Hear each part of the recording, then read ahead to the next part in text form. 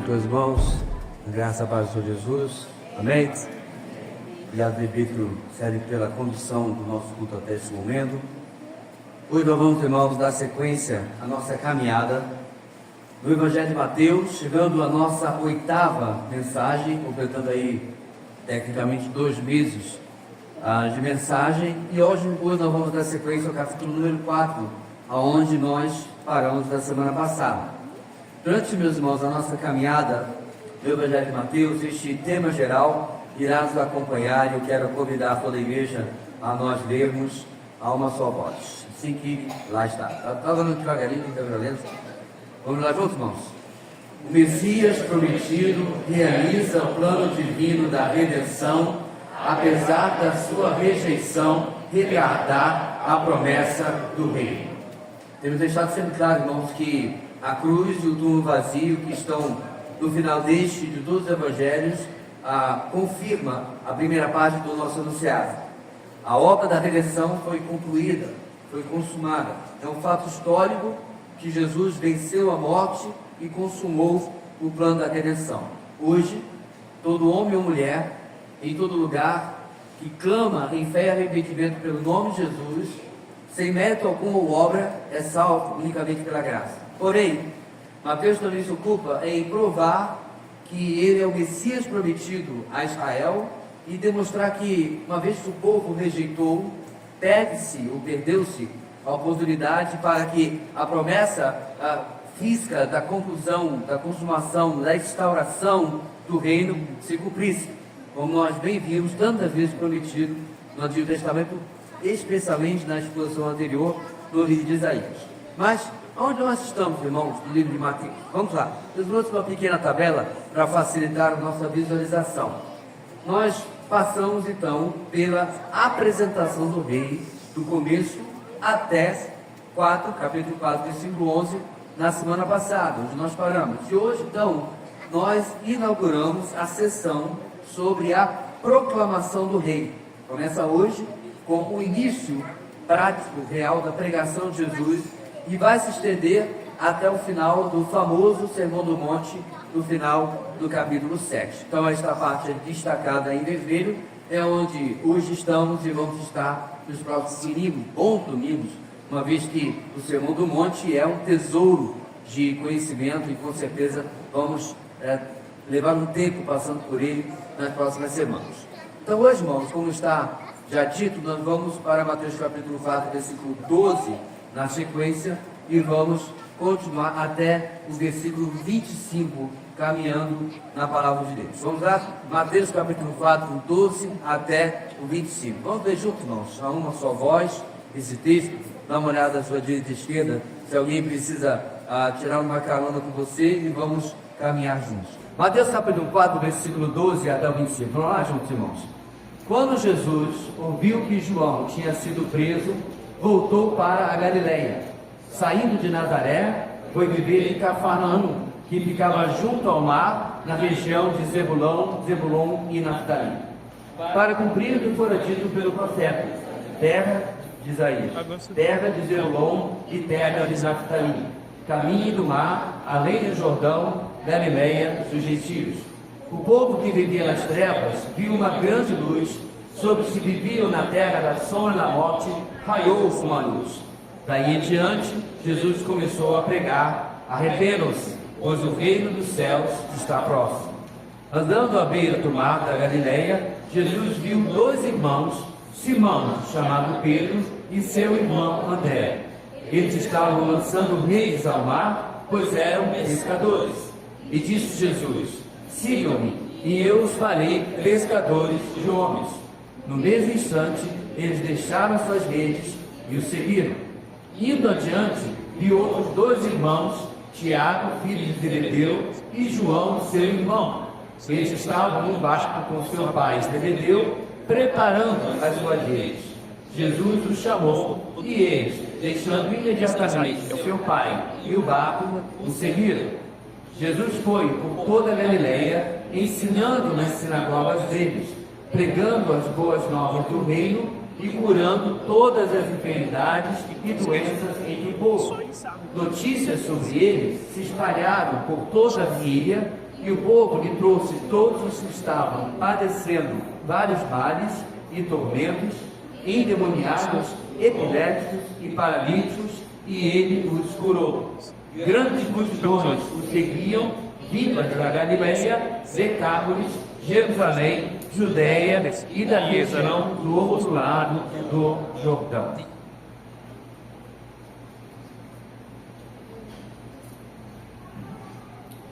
Nosso texto hoje, meus irmãos, segue dois eventos extremamente importantes. Primeiro, o batismo de Jesus e depois a tentação de Jesus por 40 dias e 40 noites no deserto.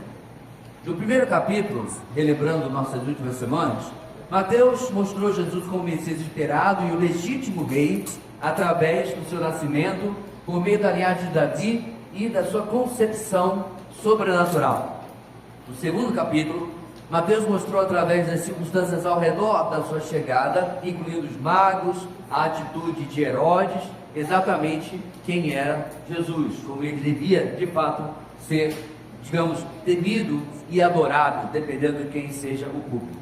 No terceiro capítulo, tivemos a introdução de João Batista anunciando o batismo pelo arrependimento como condição indispensável para se receber o reino que estava por chegar e, pela lógica, receber também o Messias.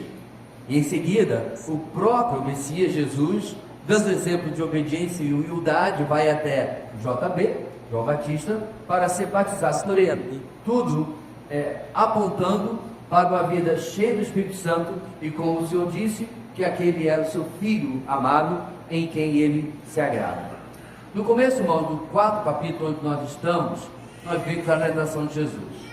O Messias, o verdadeiro Israel, triunfa no deserto, e quando no passado esta nação foi reprovada no deserto. E Jesus vai comprovando cada vez mais quem ele realmente é, agora através da pena de Mateus. No nosso texto de hoje, no capítulo 4, que lemos há pouco, Mateus passa a proclamação do rei, do Messias, nos ensinando então nesse texto esta grande ideia, esta frase para você anotar e levar para casa. O Messias esperado inicia seu ministério definindo que tipo de Messias ele seria. O Messias esperado inicia seu ministério definindo que tipo de Messias ele seria. Eu não sei se você é fã de cinema, já deu para notar que eu sou. É o Paulo presidente, né? Eu gosto de assistir filme. Bem, no filme Batman, o Cavaleiro das Trevas, Esco, né? Quem lembra isso? O policial, o comissário Gordon, termina o filme com uma frase icônica, falando ao povo da cidade de Gotham. Ele disse: ele não é o herói que merecemos, mas é o herói que precisamos. E está se referindo ao promotor que havia se acidentado e virado duas faces, lembra? E ele vira então um anti-herói, mas necessariamente transformado em herói, para que pudesse ficar bem diante da população. Pensei que o mesmo poderia ser dito sobre o povo judeu há 2.000 anos atrás. Eles não mereciam este Messias, este herói, mas eles precisavam dele desesperadamente. As expectativas irrealistas deste povo, centradas nos desejos humanos quanto ao Messias, irmãos, inundavam o imaginário popular entre os judeus. Mateus já começou a quebrar tais falsos pressupostos quando ele fez até agora a apresentação do Messias. No texto de hoje, ele continuará a definir algumas características de quem é Yeshua, o filho do carpinteiro de Nazaré, como Messias. Mateus, vez após vez, está na contramão do que essas pessoas esperavam, na contramão do que elas aguardavam, na contramão do que elas desejavam que Jesus fosse. E agora ele vai continuar fazendo isso quando agora de fato Jesus arregaça provavelmente as mãos e coloca a mão na massa e começa de fato o seu ministério. Eu quero dividir o nosso texto nas 3 divisões naturais que nós lemos, provavelmente na sua Bíblia, elas estão com subtítulos lá em cima. E do versículo então 12 até o versículo 17, nós vamos aprender em primeiro lugar o seguinte nesta noite: o Messias esperado vem ensinar conforme fora profetizado. O Messias esperado vem ensinar conforme fora profetizado. O nosso texto começa, irmãos, no verso 12, com uma notícia triste. João Batista é preso. Os bastidores do que aconteceu, disso você pode encontrar em Marcos 6, ou aqui mesmo, em Mateus no capítulo 14, quando a prisão for relembrada, inclusive a execução de João Batista for relembrada. Pelo prisma humano, irmãos, nós vemos a perseguição ao homem santo, ao homem dedicado ao Messias. É isso que aconteceu. Porém, do ponto de vista divino, o mais provável é que o Senhor tenha permitido isso para que o povo deixasse João Batista de lado, de uma vez por todas, e se concentrasse naquele que o próprio JB disse que era mais importante que ele, ou seja, o Messias. Quando ele disse que importa que ele cresça ou diminua, porque João Batista não tinha ideia de quão a sério Deus ia levar isso, e como ele iria removê-lo do cenário, até o ponto que inclusive alguns discípulos de João Batista passam depois a ser discípulos de Jesus. Seja como for, no nosso texto, João Batista ainda está vivo, ele foi apenas preso, mas isso dá o gatilho para que Jesus comece de fato o seu ministério, e aí se retorna à sua região, a Galileia, deixando a Judéia para onde havia ido desde o seu batismo. Só fato, meus irmãos, não é apenas uma mudança de sexo, não é apenas uma mudança de endereço. Diferente do que muitos de nós fazemos hoje, Jesus não mudou de lugar de moradia porque o clima era muito quente, ou muito frio, ou muito úmido, ou muito seco. Não mudou apenas porque a cidade tem muito trânsito, porque a cidade é muito violenta, porque a cidade é parada demais, porque a cidade é agitada demais, ou quaisquer dessas razões que no final das contas não são realmente importantes. Não na vida de quem, supostamente, tem Deus como Senhor e Ele que vai dirigir cada passo das nossas vidas. Não. Uma simples mudança de localidade para Jesus estava relacionada ao plano que o Senhor Deus Pai tinha para a vida dele. Então, novamente, não é porque ele queria mudança de áreas, mas tinha a ver com o que Deus estava fazendo na sua vida. Neste caso, cumprimento mais uma vez de profecia, uma marca de Mateus. Algo que, como já nós dissemos, tem desde o começo sido enfatizado por Mateus. Assim, irmão, Jesus deixa a sua cidade, onde ele cresceu, e onde recebeu o título de Nazareno, cumprindo o que vimos em Mateus 2,23. E ele passa a morar, diz o texto, em Cafarnaum.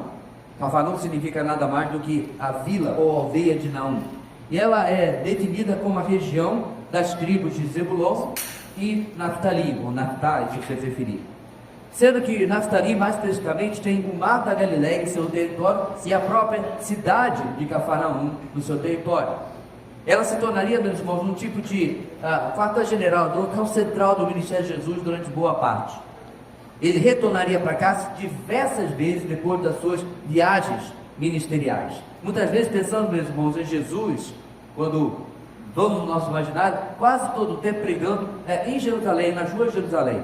É bem provável que você pedir a um AI desses aí, né, um chat de GT ou qualquer coisa, me faz uma imagem de Jesus pregando nos seus dias. Ele vai colocá-lo ali, talvez, também nas ruas de Jerusalém, porque isso vem muito do nosso imaginário. Mas na verdade não foi esse o caso. Na verdade ele ia e vinha de Jerusalém durante as festas, mas seu ministério foi realizado em grande parte no interior de Israel. Apenas perto assim é que ele sobe uma derradeira vez até Jerusalém, e lá ele é morto, e lá ele ressuscita. Porém, o significado do nosso texto, meus irmãos, o que realmente importa aqui, é que Mateus está, como dissemos, apontando para mais uma profecia. O Messias não viria segundo os anseios humanos e carnais dos judeus por mera libertação política e para levá-los à glória nacional. Não, ele viria para cumprir o que sobre ele havia sido dito pelos profetas. E neste caso, como diz inclusive o texto, ele se refere ao profeta Isaías, texto que nós passamos em nossa exposição. Está lá em Isaías capítulo 9, versículo 1 e versículo 2. Contudo, não haverá mais escuridão para os que estavam aflitos. No passado, ele humilhou a terra de Zebulon e de Naftali, mas no futuro honrará a Galileia dos gentios, o caminho do mar junto ao Jordão. O povo que caminhava em trevas viu uma grande luz, sobre os que viviam na terra da sombra da morte raiou uma luz. Escrevia Isaías 700 anos antes de Cristo. Esse capítulo 9 de Isaías, irmãos, começa, como eu acabei de ler, com um contudo, conectando, é claro, com o capítulo anterior, aonde lá nós temos trevas e destruições descritas no capítulo 8. E apesar dessas trevas e destruições, contudo, havia esperança, se o povo se voltasse novamente para o Senhor e atentasse a promessa. Isaías lá, meus irmãos, está anunciando um libertador, claramente superior a quaisquer reis terrenos. Ele seria chamado Deus poderoso, Pai eterno. Ele cumpriria as promessas feitas a Abraão, a Davi, e traria o reino prometido. Diferente do sinal antes dado a Acais, lá no capítulo 7, esse menino seria o próprio agente da redenção, o Messias, a quem Mateus aqui, é claro, identifica como sendo o Senhor Jesus. Isaías, meus irmãos, menciona Zebulon e Naftali para representar o reino do norte, destacando a Galileia dos gentios, onde o ministério de Jesus aconteceria, ligando a profecia agora à realidade histórica. A promessa é que o povo que vivia nas trevas veria uma grande luz, identificada no Novo Testamento, é claro, como o próprio Cristo, a luz do mundo, conforme a gente vê em João capítulo 1, 4 e 5, 8, 12, todos 46 e vários outros textos. Jesus é a luz do mundo. Mateus também confirma que essa luz, então, é o cumprimento da profecia de 700 anos antes, lá em Isaías. Porém, meus irmãos, o coração humano pulava de Messias Redentor para Messias guerreiro libertador e revolucionário político, pois isso é o que dominava o pensamento judaico naqueles dias. E é por isso que quando eles liam textos como esse de Isaías, eles não conseguiam enxergar direito que agora estava sendo revelado a eles. Eles precisavam entender quem é esse Messias. Esse Messias então não ia deixar esse erro continuar. Ele não ia deixar que o povo esperasse o Messias diferente dele, e ele ia cada vez mais se revelar como o verdadeiro que devia ser esperado. No verso 17, Jesus repete as palavras da pregação do seu primo, João Batista: arrependam-se, pois o reino de Deus está próximo. Essa é a necessidade do povo de Israel naqueles dias, e é claro, de toda a humanidade até hoje. Esse Messias, esse verdadeiro herói, mostra a eles que Roma poderia ser derrotada, Israel poderia até se tornar um país próspero, independente e glorioso. Tranquilo. Mas isso nada seria sem que o Messias estivesse no centro de tudo isso, e melhor, que o povo estivesse jurado no Messias. Muito mais, meus irmãos, foi uma mera libertação política. Eles precisavam de uma libertação espiritual. Não é isso? E João Batista estava anunciando com a chegada do reino, e Jesus agora repete exatamente. A luz prometida da profecia de Isaías não iria brilhar sobre eles, e eles continuariam trevas se eles não se arrependessem. O Messias não seria o que eles esperavam. Assim, meus irmãos, o Senhor Jesus vem, o Messias, para ensinar conforme foram profetizados sobre ele, e não como esse povo esperava que ele fosse. Na sequência do nosso texto, Mateus irá trazer uma segunda característica do Messias. Como ele era inspirado como revolucionário, libertador, certamente, ele teria, claro, um exército de guerreiros que estaria aos lados, não é? Ou ele iria fazer tudo sozinho? E aí ele vai mostrar que ele sim teria, vamos chamar, de um exército, mas não como eles esperavam, não como eles pensavam, não como eles desejavam. Em segundo lugar, o Messias esperado veio chamar homens como mensageiros vocacionados. O Messias esperado veio chamar homens como mensageiros vocacionados, versos 18 a 22. Bem, já em Cafarnaum, Jesus está no Mar da Galileia. Mar da Galileia, meus irmãos, é mais conhecido na língua original hebraica como Yam Kineret, isto é, o Mar da Harpa. Então o formato dele lembra uma harpa. Esse corpo de água é formado por diversos afluentes, mas principalmente pelo Rio Jordão, que traz as águas que derretem do Monte Hermon. O Jordão depois volta a escorrer no sul do Mar da Galileia e obviamente chega até o Mar Morto. No Novo Testamento, esse mesmo lugar tem vários nomes. Eu quis trazer essa curiosidade porque às vezes você está lendo os evangelhos e aí você ouve um desses nomes e começa a se perguntar: da onde está falando? Então vamos lá. É o Mar da Galileia, como é chamado por Mateus, Marcos e João, por causa da região onde está. Ele também é chamado de Mar de Tiberíades, identificado pelo Evangelho de João, por causa da cidade de Tiberíades, em homenagem ao imperador romano Tibério. Ele também é chamado de Lago de Genezaré, por Lucas, devido a uma planície próxima que tem exatamente esse nome, mas é o mesmo lugar, certo? Mar da Galileia, Mar de Tiberíades, Lago de Genezaré ou Yom Kinneret, mesmo lugar. Esse tornaria, meus irmãos, um lugar emblemático no Novo Testamento. Ali, por exemplo, Jesus acalmaria a tempestade. Lembra? E o que Jesus estava fazendo antes de acalmar a tempestade? Dormindo. E aí todo mundo lá, apavorado, e Jesus diz: vocês são uns bando de bullying, homem de pouca fé. Está vendo? Não conhece? Eles estavam ali desesperados, apavorados, e Jesus dormia. Aí se levanta, estende a mão, e cala o vento, e cala a chuva, e fez-se bonança. Ali aconteceu isso. Que mais? Ali Jesus andaria sobre o mar, convidaria Pedro a sair do barco, e Pedro afundaria, mesmo lugar. Ali ele realizaria não uma, mas duas pescas maravilhosas. Uma, exatamente neste texto, mas em outro evangelho de Lucas que eu preguei ontem à noite, quando ele chamou os apóstolos, ao ponto das redes rasgarem, lembra? A outra pesca, 3 anos depois de ressuscitado, quando ele foi encontrar os seus discípulos no mar da Galileia. Pedro diz: vou pescar. Essa declaração de Pedro, meus irmãos, sou como? Vou voltar para a velha Pedro. Vou cuidar dos meus afazeres.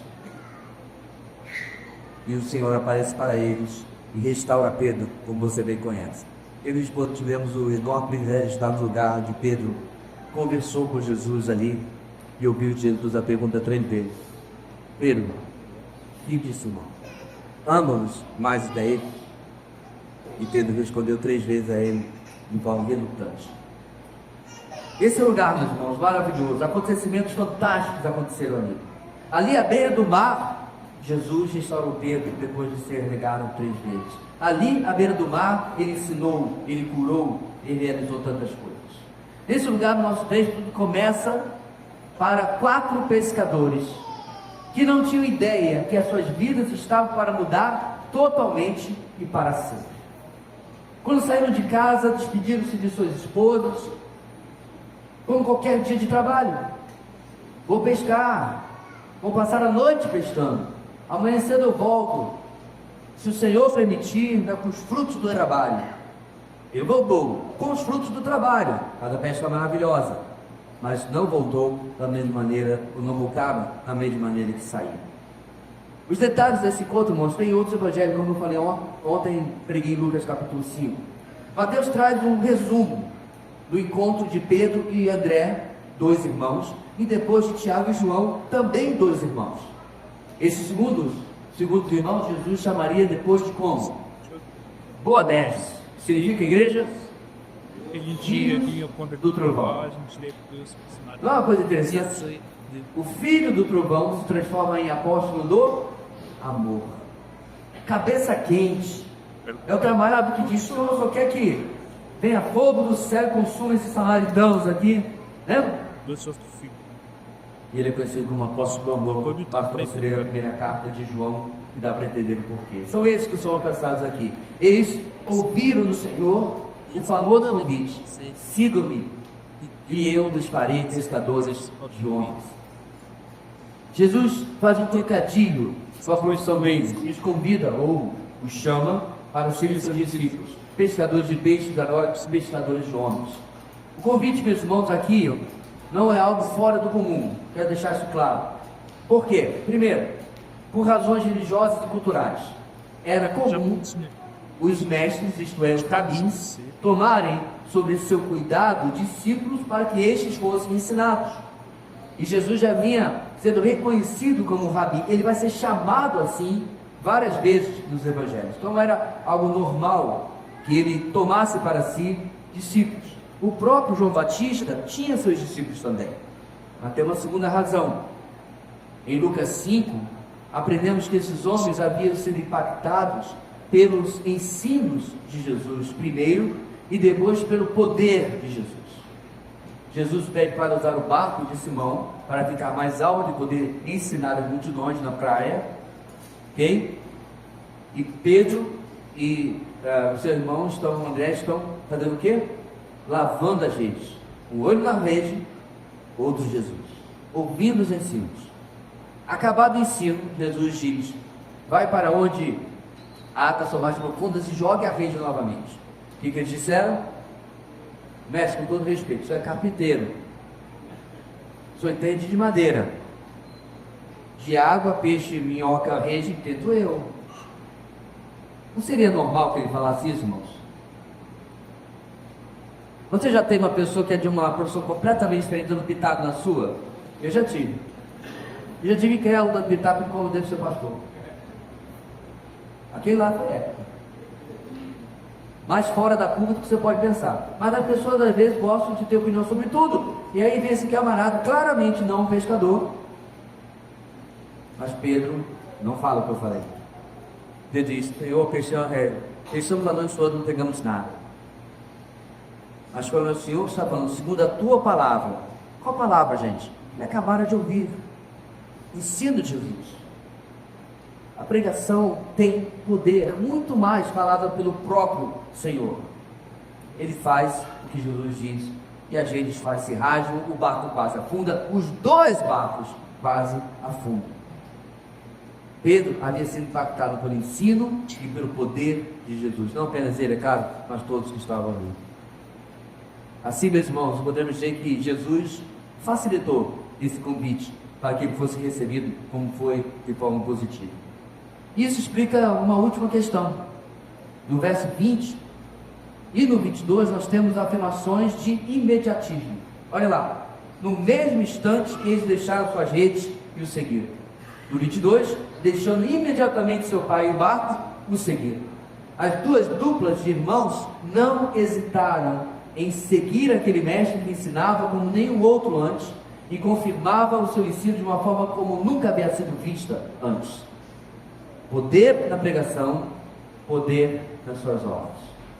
Não guerreiros, não combatentes ou revolucionários. A revolução desse Messias começa, gente, com homens comuns, à beira do mar, que apenas ouviram o chamado e obedeceram. Ouviram um convite, uma proposta que não havia como ser recusada e obedeceram. A grande pergunta para nós, meus irmãos, é que será que nós entendemos de fato o que é vocação cristã? Qual é a vocação para a qual nós fomos chamados, como Paulo escreveria lá em Efésios? Paulo ele está se referindo, meus irmãos, primeiro à vocação para a salvação, o chamado para a salvação, o chamado irresistível de Deus para nós. Agora aquilo não para ou não se resume à conversão. Foi algo que nós batemos na tecla na mensagem de ontem, de que, uma vez convertidos, uma vez recebidos pelo Senhor, nós somos imediatamente vocacionados, não tem que ter um segundo momento. O pastor Mansur não falou que teve um chamado no culto de missões. Irmãos, muitas vezes muitos de nós, passamos por momentos onde Deus define de uma forma mais palpável o que você deve fazer na sua vida. Agora, se você me perguntasse em 17 de março de 1985, o céu se abriu, eu vi o mapa de Roraima, eu sabia que ia estar aquele dia. Não, a minha ideia. Eu só sabia localizar Roraima no mapa, porque graças a Deus sempre fui muito bom de geografia. Por causa da escola e porque jogava bola. Não. Independente, meus irmãos, se alguém tem um chamado específico para um trabalho específico, um ministério, uma obra, tanto faz. No momento da sua conversão, tu pode ir lá? 45 anos atrás para mim, menos Caravalia aqui, você pode ir lá? Naquele exato momento. E não estava em letras pequenininhas para que você achar que você foi trapaceado no quadrado. Não. Está claro. Nós somos chamados para ser testemunhos. A palavra mártir, que nós temos no português, chega da palavra grega mártir, significa de o quê? Testemunho. Nesses casos, eles testemunhavam com a sua própria vida. perdendo-a. Mas independente disso, meus irmãos, nós somos chamados desde o momento da nossa conversão e vocacionados por esse Messias, que aqui já começa a fazer isso na vida desses 4 homens. Na sequência final do nosso texto, irmãos, Mateus apresenta, digamos, público-alvo de Jesus. Não os que estavam nos palácios, não os que estavam no Sinédrio, a cúpula política e religiosa de Israel. Não. O Messias vai diretamente ao povo comum, o povo desprezado pelas elites, os seres, segundo eles, ignorantes e iletrados quanto à lei. Mesmo na cultura onde você desde pequeno, desde criança, você aprendia sobre a Torá, você aprendia sobre as Escrituras, eles se consideravam superiores a todo o povo. Eles se consideravam melhores, mais santos, mais separados, mais escolhidos, tudo mais que você puder colocar aí. Contudo, o Messias não os procura. O Messias literalmente não está nem aí para eles. O Messias nos chama de cegos, nos chama de doentes que não sabem que estão doentes, e por isso não querem ser curados. E Jesus, o Messias, procura os necessitados. Terceira lição dessa noite, última. O Messias esperado vem ministrar as multidões de necessitados. O Messias segue, meus irmãos, seu ministério pela Galileia. Agora ele tem a companhia dos seus primeiros discípulos. No verso 23, Jesus começa e já estabelece um padrão que seria depois copiado pelo apóstolo Paulo. Porque quando Paulo chegava em uma nova cidade para anunciar o Evangelho, ele se apoiava no cenário que lhe era familiar, isto é, as sinagogas, locais de reunião dos judeus dentro e fora de Israel. Assim fazendo, Paulo podia começar com aqueles que sabiam quem era e esperavam o Messias, ou tinham uma certa ideia de quem era o Messias. Com os que ali recebiam a palavra, então Paulo começava a igreja, fora, obviamente, da sinagoga, em algum local de reunião, e ali se plantava uma nova igreja. Então, como nós vemos aqui, a prática começa com Jesus. Ele pregou em diversos outros lugares, mas a sinagoga foi definitivamente um desses locais mais interessantes. Sua mensagem, meus irmãos, era acompanhada do sobrenatural. As duas partes autenticavam a sua autoridade messiânica. Seu ensino dava as normas, a cultura, o pensamento do reino, coisa que a gente vai ver abundantemente no Sermão da Montanha, no Sermão do Monte. Seu poder, por outro lado, sobrenatural, servia para responder a pergunta que estava na mente das pessoas: será que este candidato a Messias pode fazer as obras de um Messias? Ou do Messias? Obras essas que incluíam, é claro, sinais e maravilhas. Nesse verso 23, Mateus Jesus diz coisas importantes, irmãos. Ele era o rei prometido dos judeus, então ele ministrava aos judeus e entre os judeus. Inclusive, como eu disse, buscava os lugares onde eles se reuniam.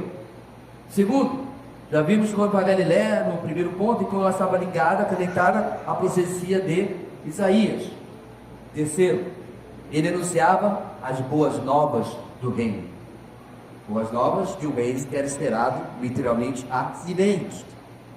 E quarto, ele curava as enfermidades, algo também esperado, quando o Messias traria um tempo de prosperidade, paz e também ausência de enfermidade. Tudo isso a gente viu, irmãos, profetizado em Isaías.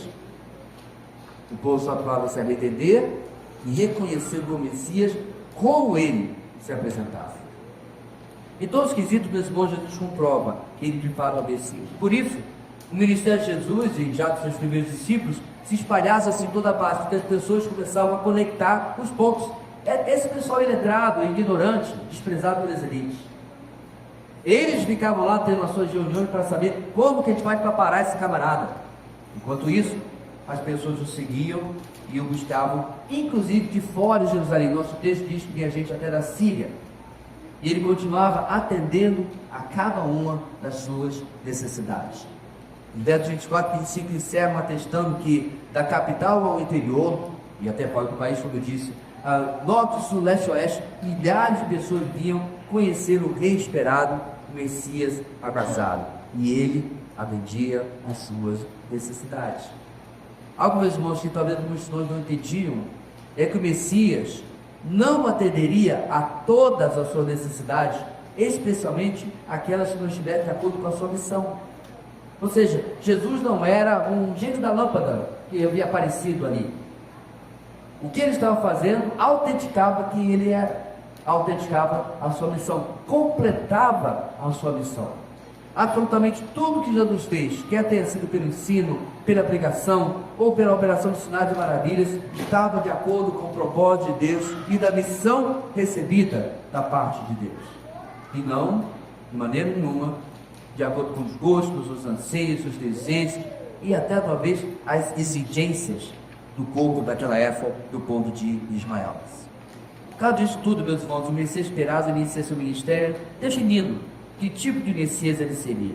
E por que essa mensagem é importante em 27 de abril de 2025? Do Guaraná até o meu pedreiro, tem Jesus para tudo quanto é gosto.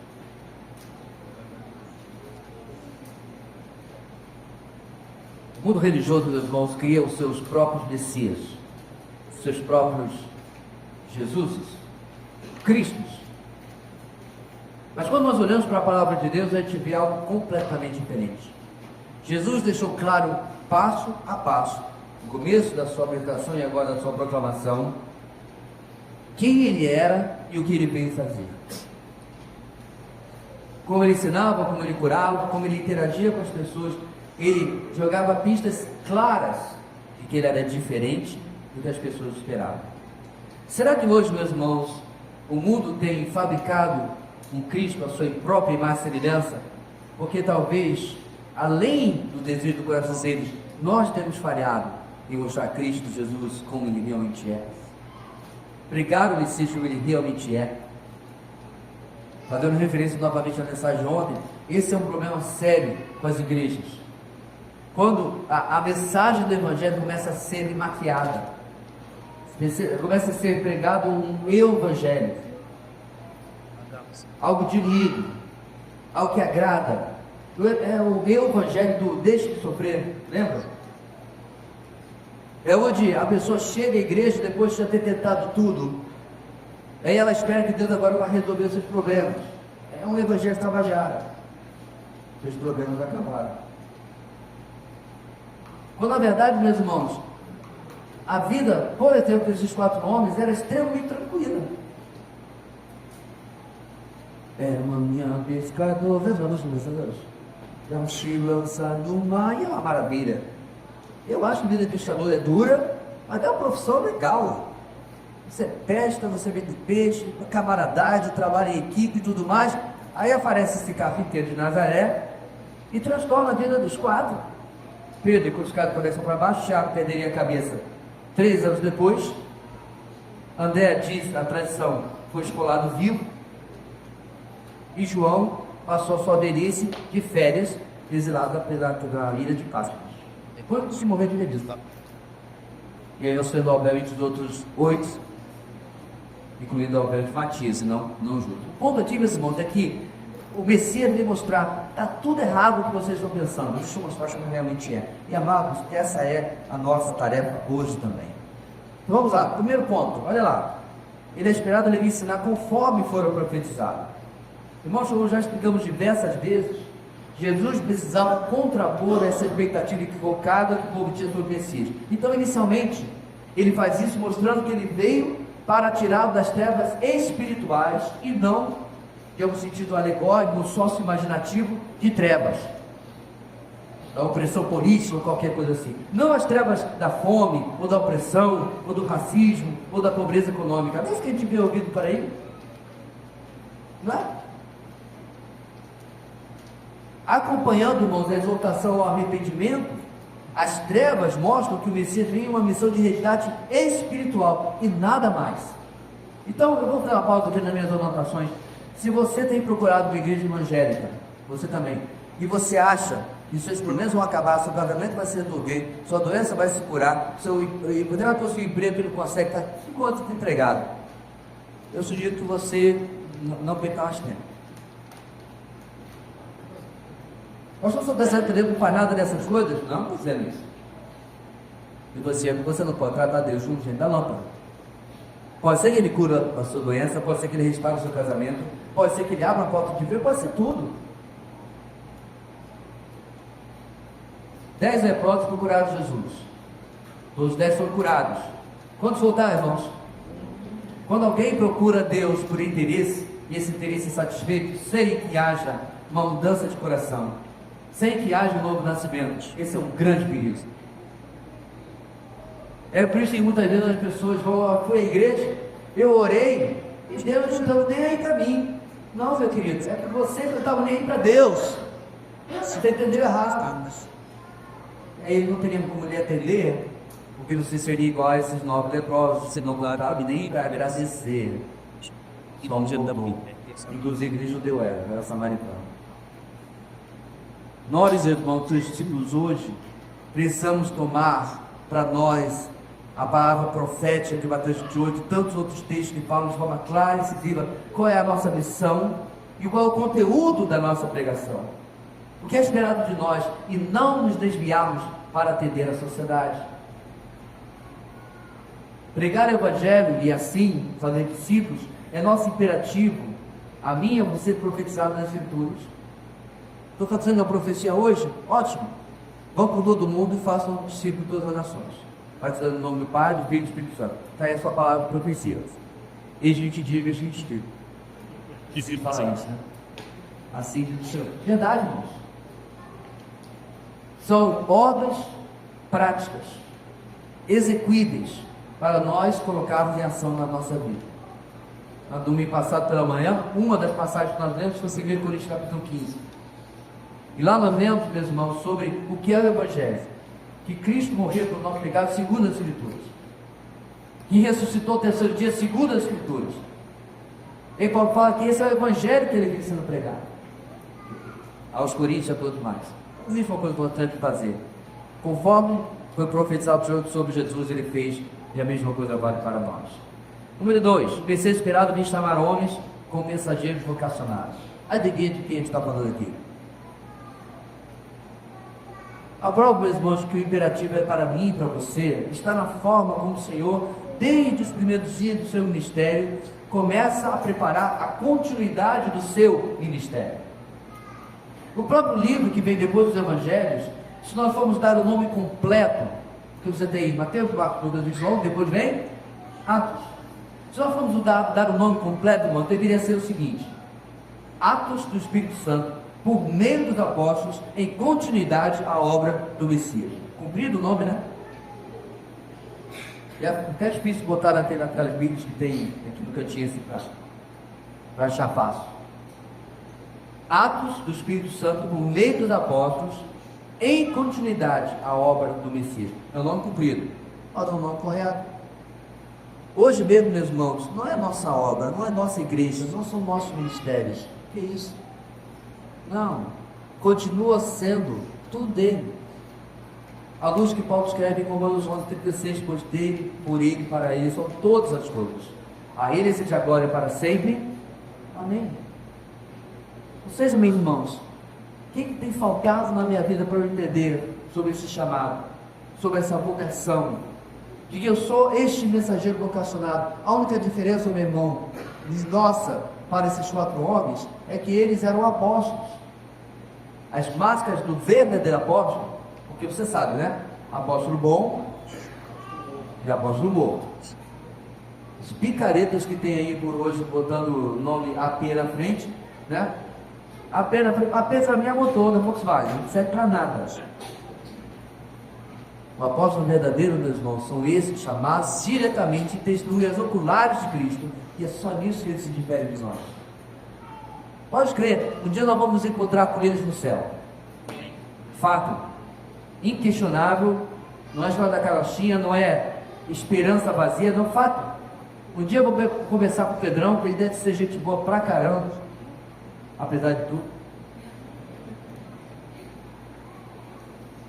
Eu sei que a gente não tem como fazer isso no céu, mas se eu tentasse tratar Pedro com algum tipo de, sabe, idolatria de celebridade, Tem gente que age assim com alguns pregadores hoje em dia, né? Quando encontra um pregador que idolatra na internet, ele fica meio sem graça. Esquisito isso no reino. Porque só tem lugar para um herói, que é Jesus. Esse eu devo ter que ficar nervoso quando for encontrar para mim. Não é Pedrão não, irmão como eu, servo como eu, tem uma função diferente que Deus deu a ele. Mas hoje, meus irmãos, nós estamos continuando. Nós estamos escrevendo o capítulo, sei lá, 3.345 diários. Nós e outros santos de igreja ao redor do mundo. E finalmente 3, Messias esperado vem mostrar de multidões de necessitados. Bem, a nossa missão, meus irmãos, é já lançada. Não há nenhuma importância final, não há nenhuma importância real na estratégia, nos métodos, na retórica, na sabedoria humana. Nada disso realmente importa. Deixa eu deixar claro da seguinte forma: um semi-analfabeto, debaixo do poder do Espírito Santo e confiando e dependendo do Messias, é mais ameaçador aos olhos do inferno do que o mais estudado pregador que confia com tudo somente nos seus conhecimentos e esquece que esta é uma obra sobrenatural. Que se esquece que Jesus deixou claro, está escrito na nossa cadeira: sem mim vocês não podem fazer coisa alguma. Mas o nosso ponto vai mais adiante. São as pessoas que estão ao nosso redor, que convivem conosco. Eu não quero pedir a você que você visite o dia da sua conversão. Talvez você tenha tido o privilégio, como eu, ter se convertido muito cedo. Converti com 10 anos de idade. Fui privado de experimentar muitas coisas ruins nesta vida, pela graça e misericórdia do Senhor. Mas talvez não, você tenha se convertido com 20, com 30, com 40 anos. Mas ainda assim, teve um dia que você nasceu de novo, saiu da morte para a vida, das trevas para a luz. Amém, Senhor? Pronto? E se esse dia não tivesse existido? Não lembro se fazendo a Maria, o seu Cristo pegou o telefone, ligou, só muito agora, ligou para o Joveci, e Aziz disse: vai ter um culto especial na nossa igreja hoje, você não quer ir? A gente vai. As meninas falam que o pai não anda, né? Lascada, Bovinim, meu irmão também era nascido dele também, embora para a primeira igreja batista da Ilha do Grande. Agora, meus irmãos, viaje aquela máquina de vigiadores e apaga esse dia do calendário. Aonde ele estaria? Aonde eu estaria? Entenda, meu irmão, antes e depois de Cristo na nossa vida, é tudo. É o que define a nossa existência hoje. Lá fora, talvez aqui dentro, talvez aí, e muita gente ainda não sabe o que é viver depois de Cristo. São essas multidões necessitadas, meus irmãos. Os bons no dia de Jesus, Jesus olhava e dizia que eram ovelhas que não têm pastor. Eu sei se você viu um vídeo no WhatsApp cheio de gente que não conhece o Senhor, gente boa, gente honesta, trabalhadora, não problema. Eu tenho um desses. Eu fico vendo os papos, os planos, os comentários, os sonhos. E ao mesmo tempo, gente, aqui não vai nenhum julgamento de superioridade, Deus me livre e guarde. Mas ao mesmo tempo, seu lamento por coisas tão pequenas, tão tacanhas. Eu tenho que me dobrar meus joelhos e dizer: Senhor, muito obrigado. Porque o Senhor me tirou sem merecimento nenhum de uma vida sem sentido. Uma vida que só corre atrás do próximo sonho pessoal, projeto, trabalho ou prazer. Mas uma vida que quer realmente andar com o Senhor, como o Senhor andou conosco. Se queremos, meus irmãos, então ser pequenos cristos, que é o significado de cristão, isto é, se nós queremos ser pequenos messias, precisamos copiá-lo no seu ministério, na sua vida. Isso inclui, segundo as Escrituras, fazer segundo as Escrituras, servir segundo as Escrituras e pregar segundo as Escrituras. Tal um ele fez. Essa é só esta semana sobre o que você tem pedir como você tem vivido.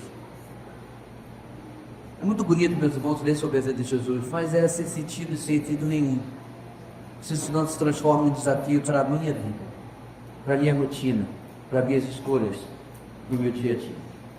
Que Deus abençoe. Senhor nosso Deus, eu vou ter certeza que vamos ser impactados durante toda essa exposição. Jesus novamente é o nosso exemplo. Uma vida absolutamente completa, plena, integral, tão longe da nossa realidade. Contudo, ainda assim, um exemplo para nós. Ajuda-nos, ó Deus, a te servir desta maneira. E enquanto passamos pelas engrenagens da nossa vida, pelas partes da nossa vida necessárias para a nossa existência, possamos entender que ali está também a tua missão para nós. E que ali precisamos viver aquilo que tu tens para nós. Muito obrigado a Deus pela tua palavra essa noite, durante esta semana, e continua nos alimentando, nos desafiando a te servir com todo o nosso coração. É a nossa oração em nome de Jesus. Amém. Amém.